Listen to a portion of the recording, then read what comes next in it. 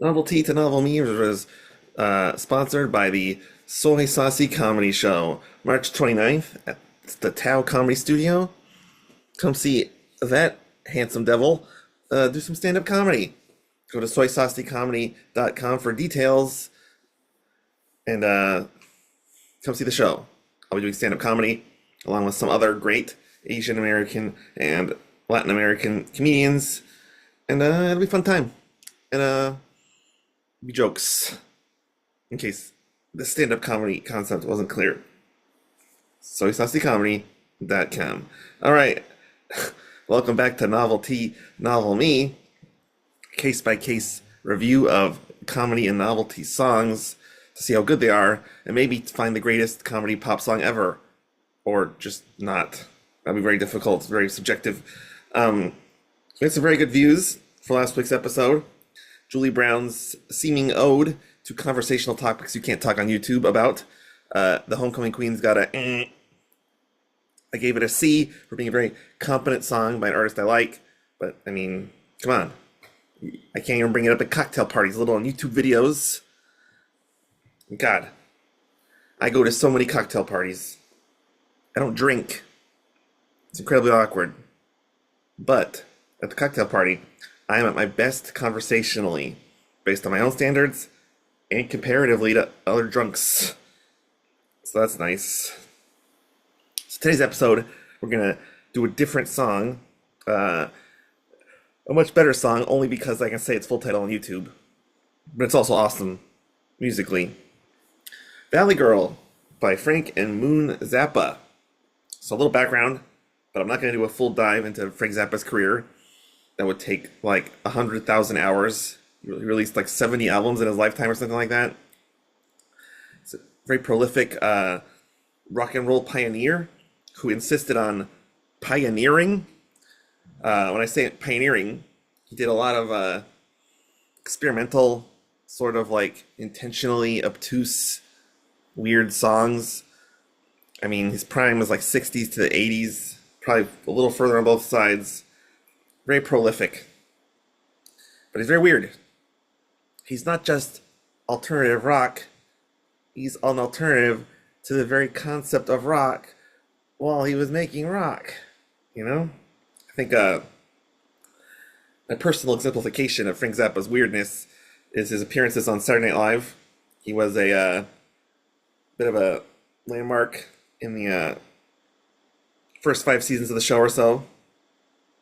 First, he had a stint as a very odd musical guest. The songs were weird, and even weirder, he put these bizarro lyrics on a chalkboard and made Don Pardo, the SNL announcer, read them out loud.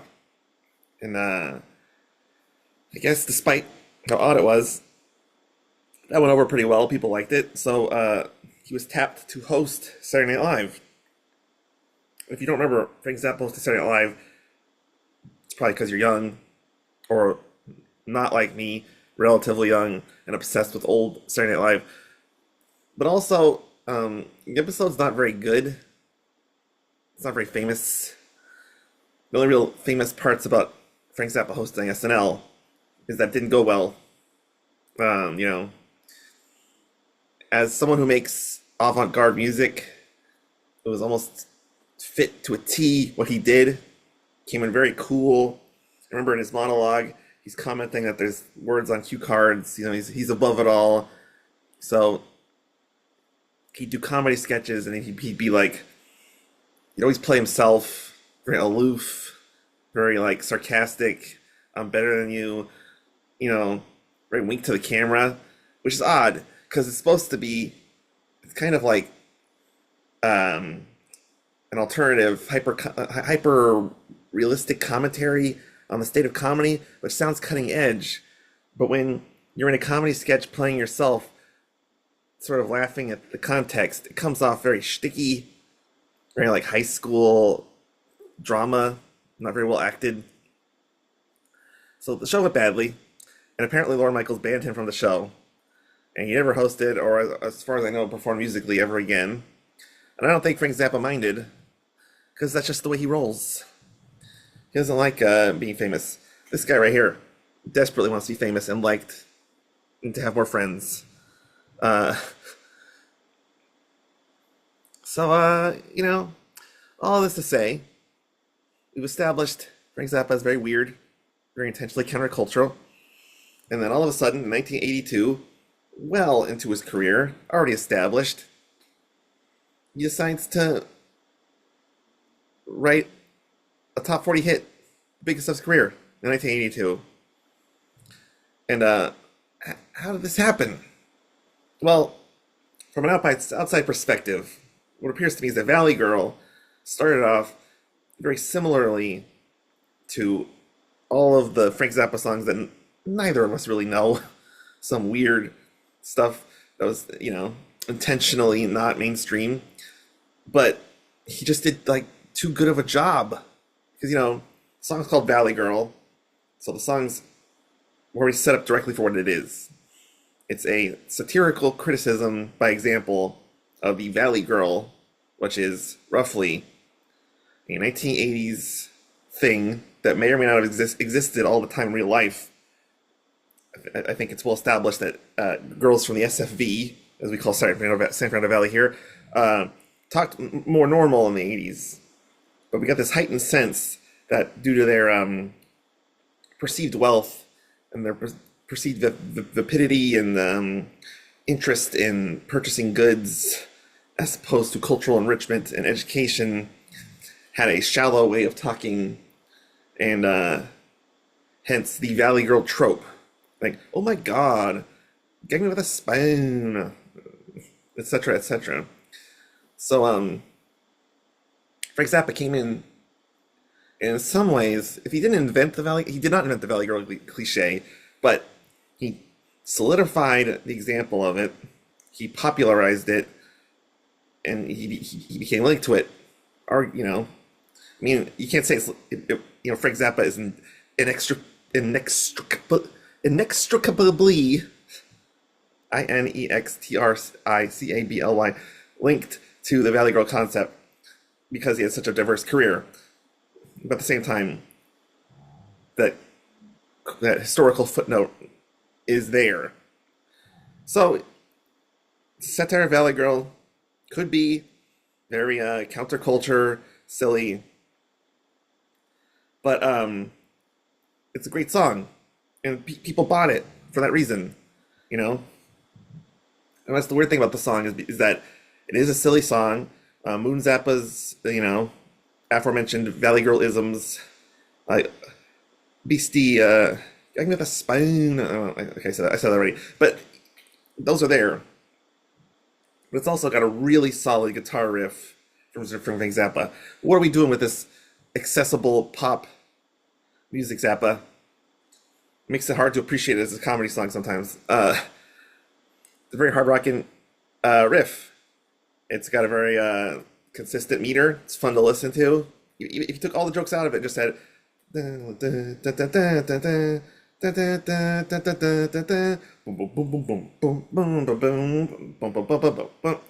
point is, it's catchy.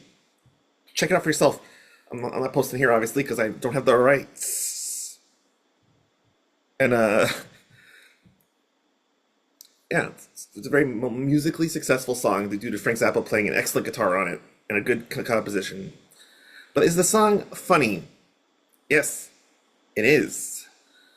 It's a fine line with this song, as I'll get to more in a second. But Valley Girl tropes. Is it really a full song? Frank Zappa does a very good thing of actually making the song funny. There's a Frank Zappa part. It's sort of rock verses with a very clever rhyme scheme. The most iconic one is "Okay, fine, for sure. She's a Valley Girl, and there ain't no cure."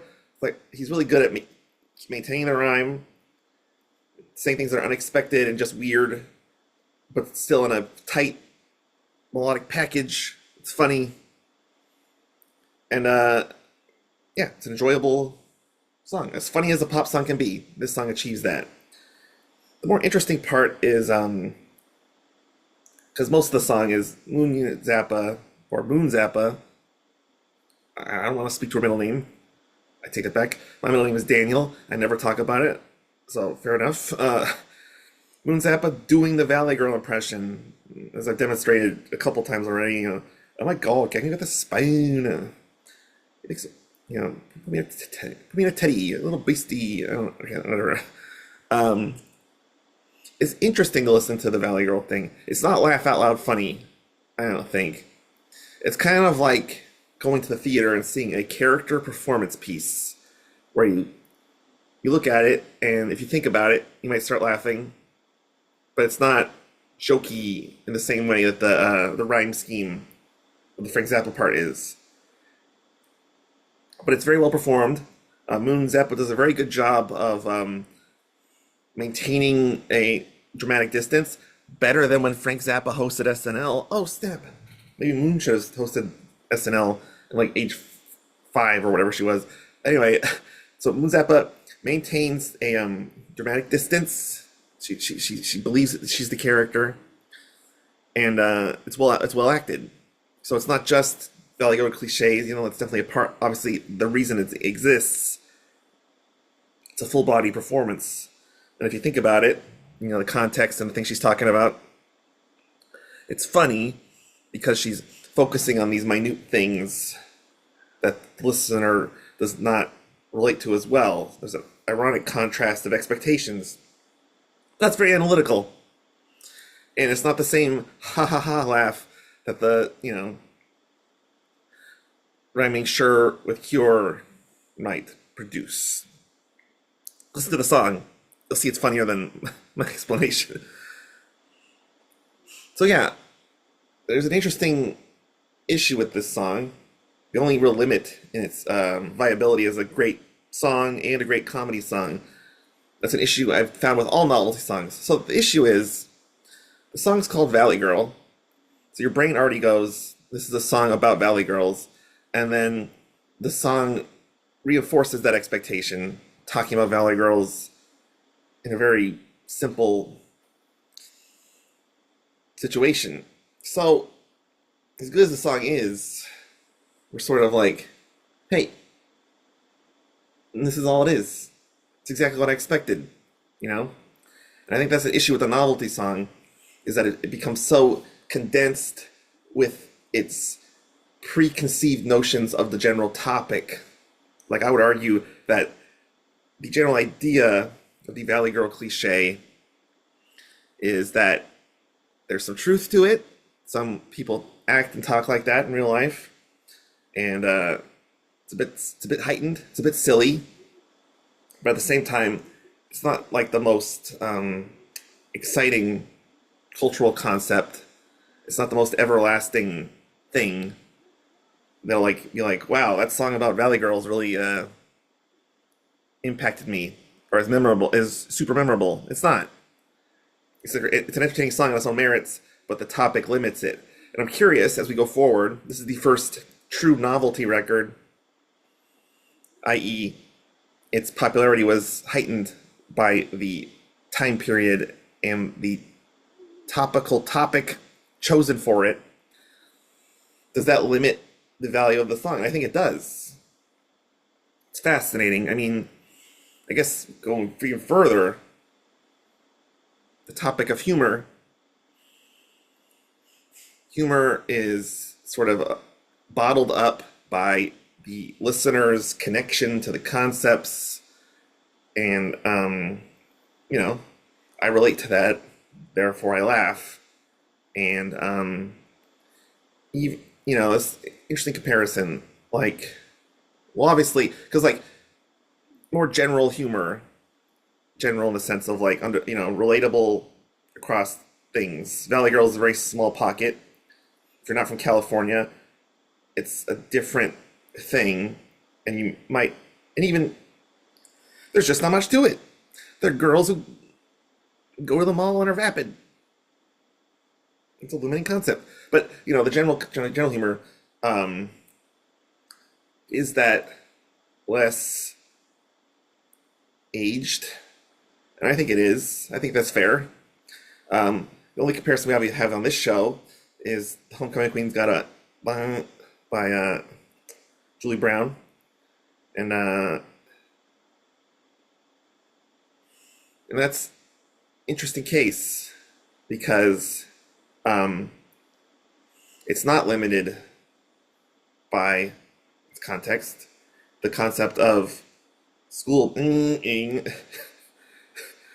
is wide open and actually more relevant today than it was then.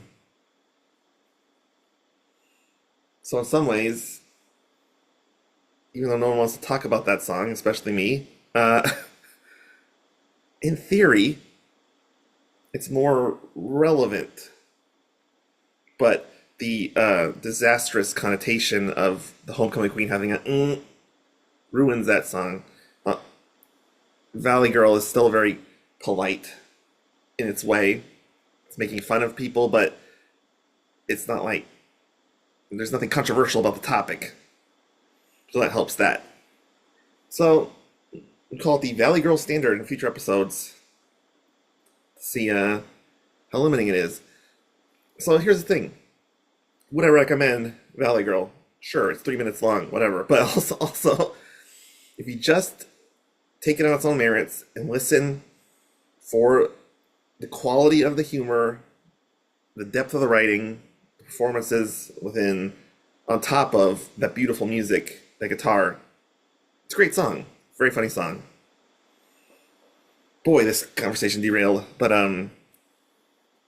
yeah, it's a novelty song that's better than you would expect, but it's still what you would expect.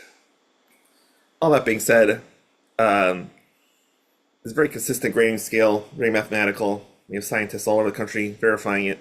I still have to give this song an A. You know, the topic of Valley Girls limits the song's potential. I think you'll find that the lyrics of the song don't really go anywhere. They don't escalate, but it's funny. It's well done, well written, all that. That's an A.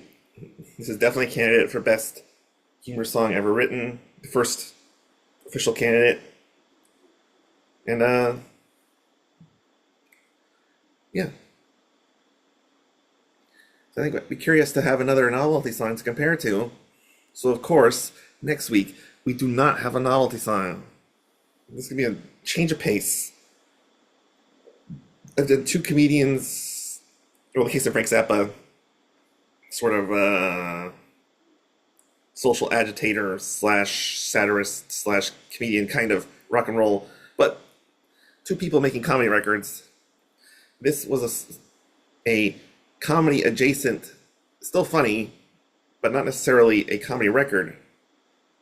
Talking, of course, I'm sure you can say along with me right now, Green Acres theme song next week on Novelty to Novelme. I love that song. I don't know anything about the show. That should be fun. Until then, remember, it may be a novelty to ye, but all that matters is if it's a novelty to me. Thank you.